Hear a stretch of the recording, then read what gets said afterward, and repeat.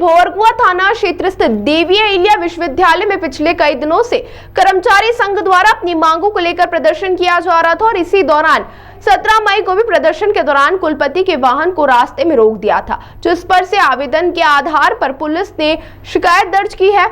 दरअसल पुलिस द्वारा पूरे मामले में बताया गया कि कुलपति के वाहन को रोके जाने का मामला सामने आया था, इसीलिए 1 महीने से देवी अहिल्या विश्वविद्यालय परिसर में कर्मचारी संघ से जुड़े हुए लोग प्रदर्शन कर रहे हैं और इसी प्रदर्शन में कुछ बाहरी लोग भी प्रदर्शन का हिस्सा बने हुए थे, जिसकी शिकायत आवेदन प्रस्तुत किए गए थे। वहीं शिकायत में कुलपति के वाहन को रोका गया, फिर उन्हें आगे नहीं जाने दिया गया और यही बात नहीं रुकी, कुलपति को कई दूर तक पैदल जाना पड़ा। इसके बाद शिकायती आवेदन में शासकीय कार्य में बाधा सहित विभिन्न धाराओं में प्रकरण दर्ज कर लिया गया। अभी फिलहाल जांच जारी और जो भी इसमें सबूत मिलेंगे आगे कार्रवाई करते हुए आरोपियों की गिरफ्तारी की जाएगी। ये देवी अहिल्या विश्वविद्यालय में कुछ दिनों से लगभग महीने भर से कुछ कर्मचारी अपनी मांगों को लेके धरना प्रदर्शन पर बैठे हुए थे।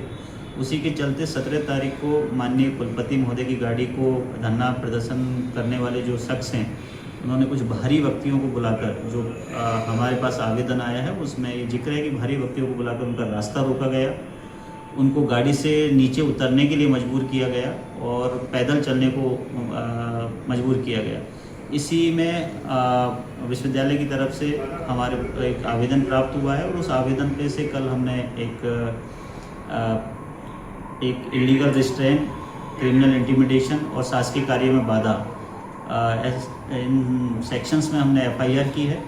और उसमें कुछ नामजद आरोपी हैं। तो जो भंवरकुआ पुलिस को इसमें निर्देश दिए गए हैं कि तत्काल उसमें जो भी वैधानिक कार्रवाई बनती है वो वैधानिक कार्रवाई करें और जो आरोपी हैं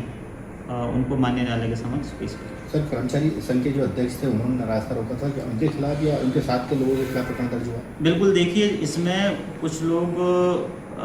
धरने पे बैठे थे, उसमें जो कर्मचारी संघ के जो कुछ सदस्य हैं वो भी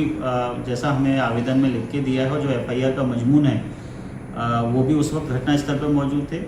और आवेदन में और FIR में क्लियर कट लिखा हुआ कि कुछ बाहर के व्यक्तियों को बुलाकर उनका रास्ता रोका गया। तो ये सारे अभी FIR हुई है, आवेदन हमें कल ही प्राप्त हुआ, उसमें FIR हुई है। अब कुछ इन्वेस्टिगेशन के पॉइंट है, इन्वेस्टिगेशन के पहलू हैं, उसमें डिटेल्ड इन्वेस्टिगेशन की जाएगी और जो भी आरोपी होंगे बिल्कुल उनके खिलाफ कार्रवाई होगी।